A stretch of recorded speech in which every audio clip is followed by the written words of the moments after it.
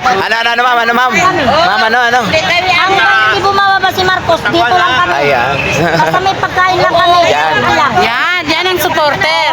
Nagkukulang ba kayo sa pagkain, ma'am? Hindi. Sobra-sobra pa? Sobra. May nagtatay pa nga sa kabusugan. Tatay, ano?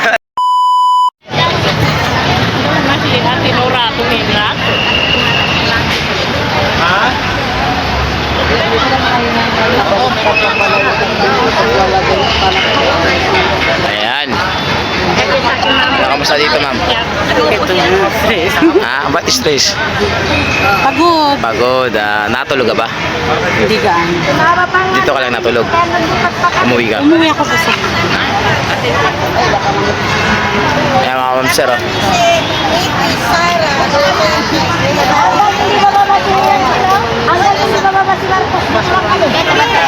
Ano, ma'am? Ano, ma'am? Ma'am, ano? Ang hindi bumababa si Marcos, dito lang kami. Ayan. Basta may pagkain lang kami. Yan ang supporter. Nagkukulang ba kayo sa pagkain, ma'am? Hindi. Sobra-sobra pa? Sobra. May nagtatay pa nga sa kabusugan. Tatay, ano? Wala nga CR kasi ayaw kami payagan na maglagay ng portalets dito. Nag-ano si Maharlika, ayaw nilang ipababa. Oo, pagabi. Kaya pala. Oo, maglalagay dito si Maharlika ng portalets, hindi pumayag sila. Yun lang. Grabe naman yan talaga, oh. Talagang Pagkain namin nga, nandiyan pa. hindi na ubos, oh. Nandiyan pa, Nay. Pwede ako kumuha, Nay. Joke lang. Pwede pala eh. Diba? Tapos sasabihin, may mga dumaan daw dito, sasabihin, kulang daw pagkain nyo eh. Nasa baba. Naniwala. Ano, Nay? Kagabi, tambak ng pagkain namin dyan. Tinapay. Mga, basta marami. Oras-oras. Sobra. Kasi kami dito na kami natulog eh. Dito na kayo natulog pa. Oo, dito kami. Kaya nga sinabi namin na hanggang hindi bumaba si Marcos. Dito lang kami. Di ba mga kasama? Okay. Di sila bababa mga mamanser hanggat di bababa. Hindi daw uuwi hanggang di bababa si Marcos. Ibig sabihin si Marcos sa bababa. Ibig sabihin si Marcos sa bababa. Si Duterte. Patagalan na, no? Patagalan. Kahit isang taong Bayan. Patibayan, no? Tanungin mo kung gusto nila ba yung presidente na ano. Ayan. Kung gusto. Ay, hindi ko na alam kung saan itatapan yung camera. Duterte. Ano? Dito yan mga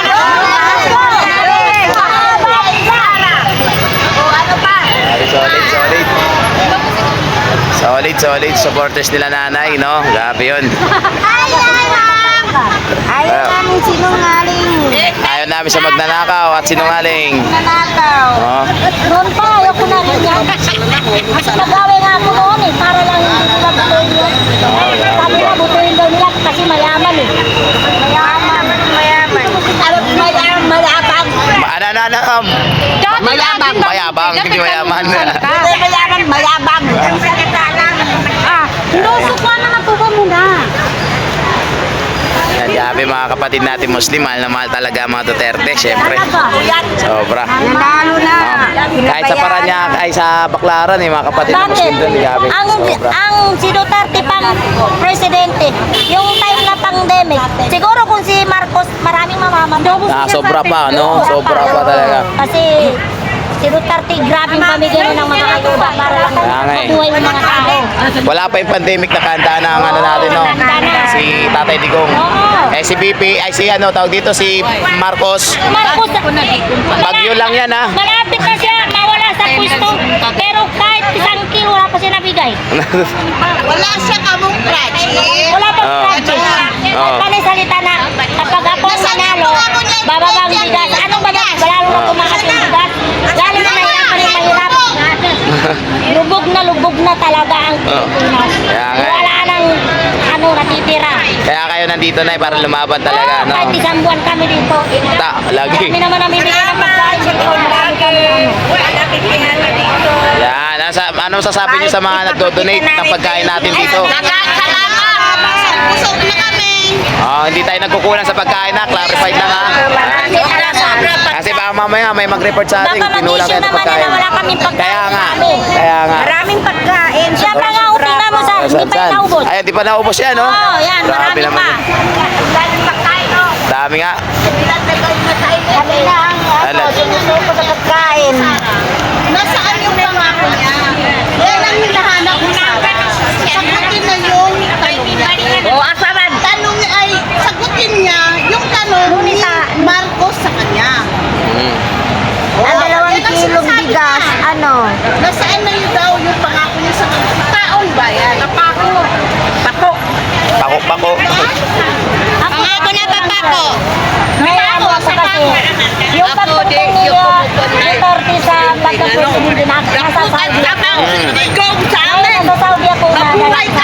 embassy. Ngayon, masaya yung mga nasa embassy kasi sabi nila pupunta daw ang tao ni Duterte dito na papawin lahat dito sa Stress. embassy. Oo.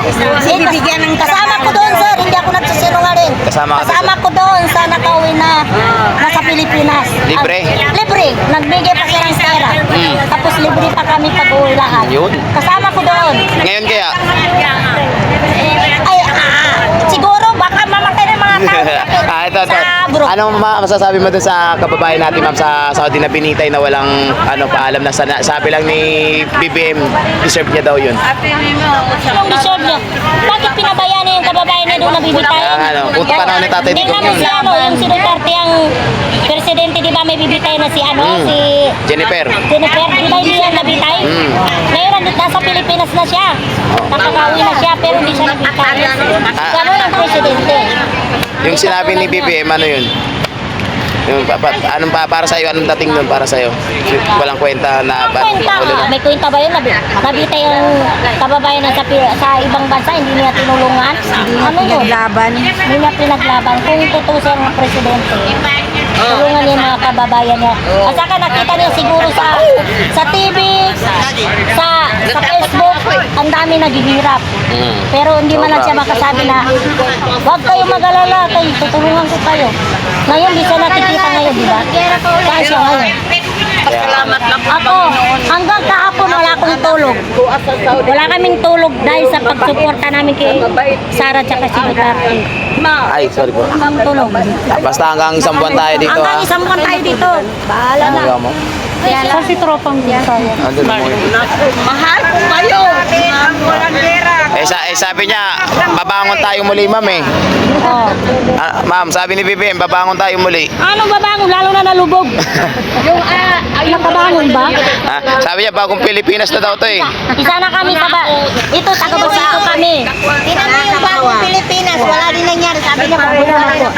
Tao. Isang puting wala. Di ba magkuha ng ano ba yung bago na ID? Bago Pilipinas. National ID? Iba pa. National ID? National ID. Kasi wala daw national ID, walang ayuda. Ay ngayon, pati maliit na bata, kinuha ng national ID. Hanggang ngayon, wala pa rin. Nako, yari. BBM talaga. Ikaw talaga, BBM, ha? Pababain mo na yan, pababa na. Pababayin mo na yan. Yari. Kung ako lang ang masusunod, matuloy na pababa. Asaban, Parating na ito pagkain nyo, ma'am, no? Oo, darating na. Tumawag na yung bibigyan ng pagkain sa amin. Darating na naman, ibig sabihin, kanina pa pala may pagkain dito. Kagabi, maraming nagbigay dito, hindi lang 10 Truck. nagbigay dito ng pagkain sa amin. Grabe. Hindi kami pinabayaan dito. Ayan, so, ito yung kalagayan ng ating mga kapatid na Muslim dito, mga kababayan, no? Talaga, pinatunayan ng ating, boss, ng ating mga kapatid na Muslim na maling-mali yung sinasabi ng iba dyan na nagugutuman daw sila. So, busog na busog po ang ating mga kababayan dito. Diba? Kalong lang yun. Oh, tikalon na, no? Pero busog na busog dito. Busog na busog kami. Ay, gigate. Yan po, oh. Di na nga naubos yung pagkain, eh. Sila na daw sumuko sa pagkain. Ayan.